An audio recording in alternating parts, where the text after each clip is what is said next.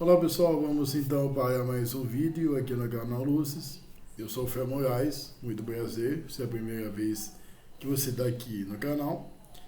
E eu, quando foi depois da manhã, quero adiantar algumas coisas aqui no outro canal. E eu quero então assistir o filme para poder comentar para vocês a minha vida em outra vida, tá? É um filme aí longuinho, né? Longo, para mim não é problema nenhum. E é um filme maravilhoso que conta a história de uma moça que tem, parece que é baseado em fatos reais, que ela na vida, ela tem alguns lances, algumas visões da sua vida passada e ela quer arrumar, ela precisa arrumar algumas coisas na vida atual da vida passada. Então, nós vamos aprender bastante sobre vida passada. E mais o Evangelho. O Evangelho segundo o Espiritismo, cuidar do corpo e do espírito, 176. Gente, o que essa reflexão, esse Evangelho nos apresenta? Algo bem, muito difícil hoje em dia, que é simplesmente você cuidar do corpo e cuidar do espírito. Por que cuidar do corpo? Porque é difícil, né? Porque, nós vivemos em um mundo materialista. Então, é mais fácil você cuidar do corpo do que você cuidar do espírito, por causa do materialismo. Então, nós temos chocolates, nós temos das mais diversas comidas, na verdade. A nossa vida não é muito organizada, na verdade. Tem bebida alcoólica, tem cigarro, tem outras drogas também. Então, nós temos barreiras para se manter uma vida equilibrada, conforme o Espiritismo nos sugere.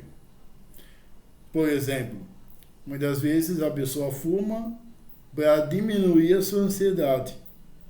Muitos bebem para simplesmente esquecer os seus problemas.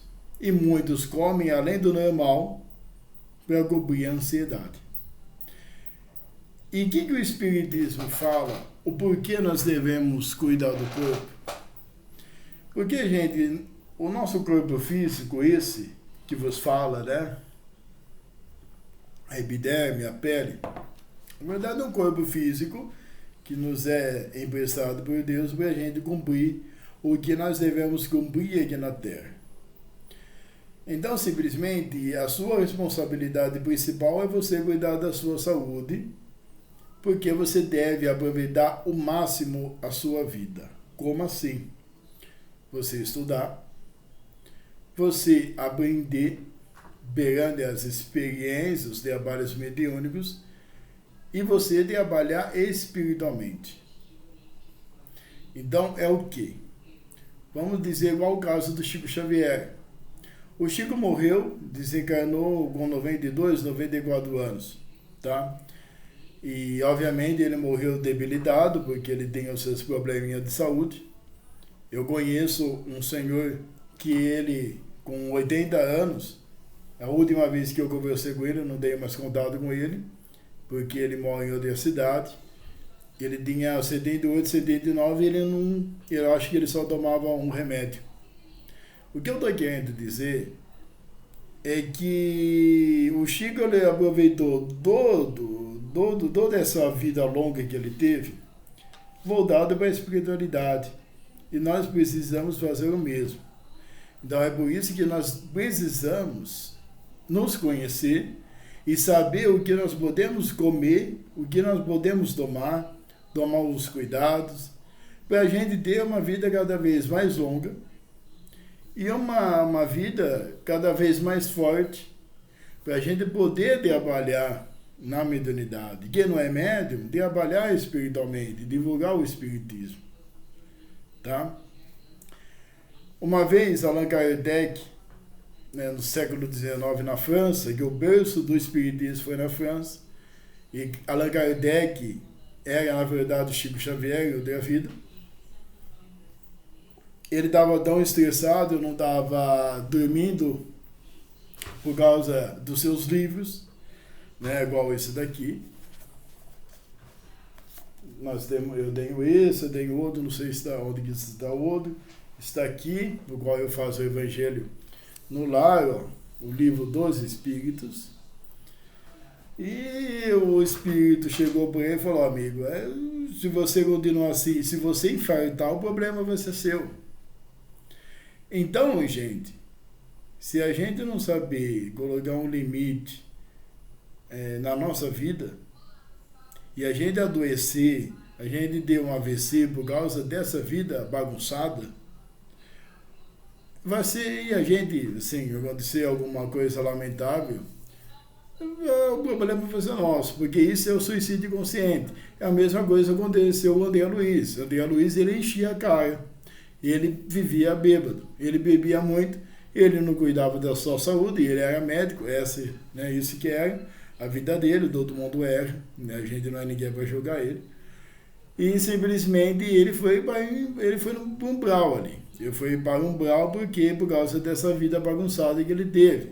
Uma vida materialista. Tá? Aí, gente, nós temos outro porém. Tá? Eu acho que mais para frente, daqui uns 10, 20 anos, o médico vai simplesmente, talvez já esteja fazendo isso, orientar as pessoas a perdoar os seus inimigos, a se perdoar, a não ficar guardando ódio, nem mágoa. Você sabe por quê?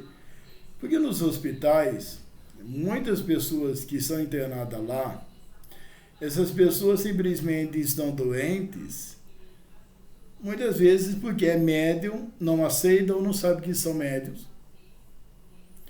E outras, elas vivem doentes porque são pessoas amargas. Estou falando muitas pessoas. Pessoas amargas, pessoas que têm muita raiva. E quando a gente tem muita raiva, quando a gente tem muito ódio, esse ódio se transforma em uma doença.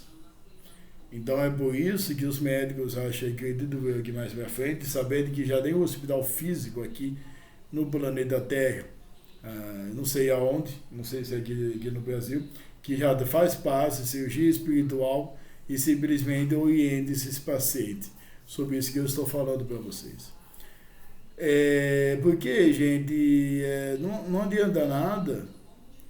Eu acho da seguinte forma: não adianta nada a pessoa viver em academia e esquecer de exercitar o cérebro e quer estudar. Ou não adianta nada a pessoa ter uma saúde mental perfeita e um corpo injuriado pela saúde bagunçada. Ou não adianta nada se a pessoa não tem vício nenhum, se a pessoa ela estuda, só que o seu espírito é doente. Nós precisamos cuidar dos três.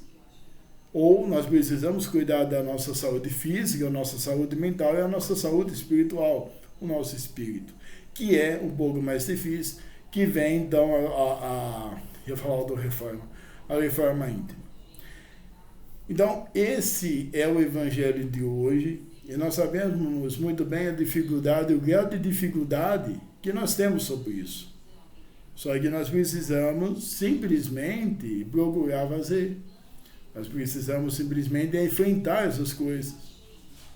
E eu vou soltar uma pergunta para vocês. Eu ouvi essa palestra do Raul Teixeira, obviamente, na internet, eu acho que ele é do Rio de Janeiro. Ele falou assim: para você chamar seus amigos em casa, seus amigos vêm por você ou pela bebida alcoólica? Aí eu chamo vocês para fazer uma experiência. Faz uma festinha, quando for autorizado, não sei como que está a nossa cidade sobre o Covid. Faz uma festinha sem bebida alcoólica. Vamos ver quem aparece? Quem é seu amigo sem bebida alcoólica? Que na verdade a pessoa vai na festinha porque é amiga da bebida por causa da bebida. Muitas vezes a gente acha que é por causa da gente. Então, um beijão para vocês, abraço, até mais.